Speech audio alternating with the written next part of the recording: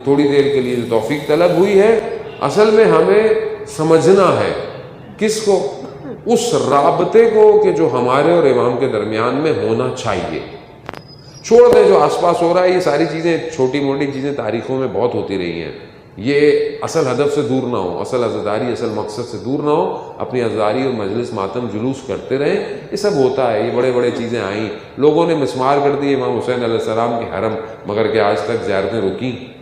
لوگ ہاتھ پاؤں کٹوا کے زیارتوں میں چلے گئے تو مگر زیارتیں رکیں کیا؟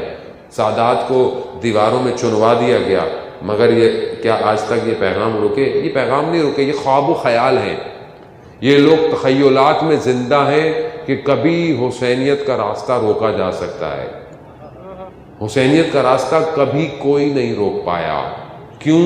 کیونکہ یہ وہ ذکر ہے جس کی خدا نے خود حفاظت کی ہوئی ہے۔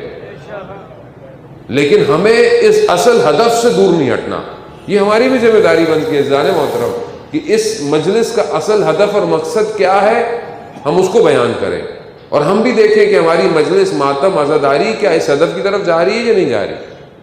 ہم ذمہ دار ہیں کہ ہم کس سے مجلس پڑھواتے ہیں، مجلس میں کیا پڑھتا ہے، سلام میں کیا پڑھتا ہے، شعر میں کیا پڑھ رہا ہے، یہ ہماری ذمہ داری ہے۔ کل کو وہ پڑھ کے چلا جاتا ہے، پھر معاشرہ قوم جو ہے وہ چیزوں کو فیس کرتی رہتی ہے۔ تو آپ پہلے سے ہوشیار ہو، آپ کو پہلے سے پتہ ہونا چاہیے کہ قوم کے ساتھ کیا ہوا اتنے عرصے، کیونکہ قوم کو ایک چیز پر لگا دیا گیا اور بہت تیزی سے لگایا گیا۔ جب علماء اکرام بتا رہے ہیں کہ بابصیرت رہیں، ہوشیار رہیں، اپنی صفوں میں دیکھتے رہیں کہ صفوں میں دشمن کون ہے، نہیں مولانا کیسی باتیں کر رہے ہیں، عزاداری کے خلاف باتیں کر رہے ہیں، آپ مقصر ہو گئے ہیں، آپ یہ ہو گئے ہیں، یہ لیبل لگانا شروع کر دیے ٹھک ٹھک۔ اچھا جوانوں کو بھی مزہ آتا تھا، کیوں؟ کیونکہ عمل کی بات ہی نہیں ہو رہی ہے، بس تھوڑا سا کام کرو گھر چلے جاؤ۔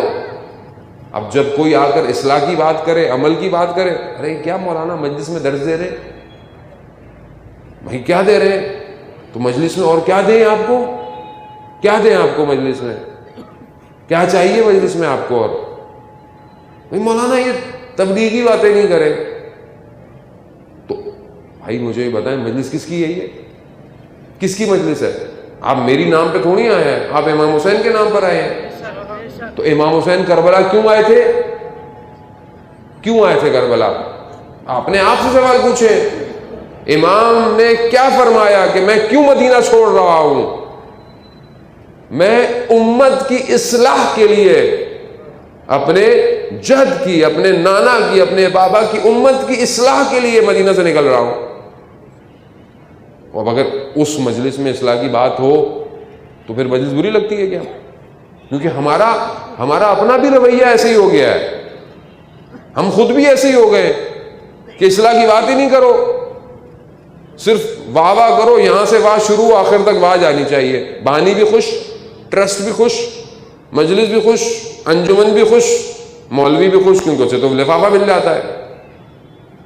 قوم کہاں پہنچ گئی، قوم کو کس دہانے پہ کھڑا کر دیا، کون ذمہ دار ہے؟ روز قیامت میں کس کو منہ دکھائیں گے؟ بھائی شعر پڑھتے ہیں نا کہ یہاں نہیں بچے تو وہاں تو حسین کا ہے نا معاملہ، تو یہ معاملہ صرف دوسروں کے لیے نہیں، ہمارے لیے بھی ہے کہ ہم نے امام حسین کے لیے کیا کیا، ہم نے امام حسین کے لیے دنیا میں کیا کیا۔ مولانا مجلس کرائی تھی، بس نیاز دے دی اور یہ دے دی، بھائی حسینی بنے، گھر حسینی ہے، زندگی حسینی ہے، کاروبار حسینی ہے، تمہاری تنہائی حسینی ہے، نہیں ظاہر میں اچھے تھے بس۔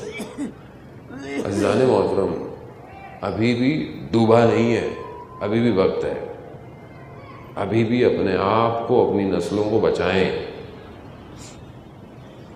اس میں جذبات کی کوئی بات نہیں ہے، اس میں کسی چیز کی بات نہیں ہے، یہ معاملہ سید الشہداء کا ہے، نہ میرا ہے نہ آپ کا ہے، یہ اس امام کا ہے کہ جو دین بچانے اپنے جوان علی اکبر کو قربان کرنے لایا ہے کربلا۔ میں نے آپ نے کیا کیا اور میں نے آپ نے کرنا کیا ہے؟ ہمیں تو بس تھوڑی دیر کے لیے بس وہ چاہیے۔ عزیزان محترم امام کو سمجھے، جب تک امام نہیں سمجھ آئیں گے ہم ظہور تک نہیں پہنچ سکتے۔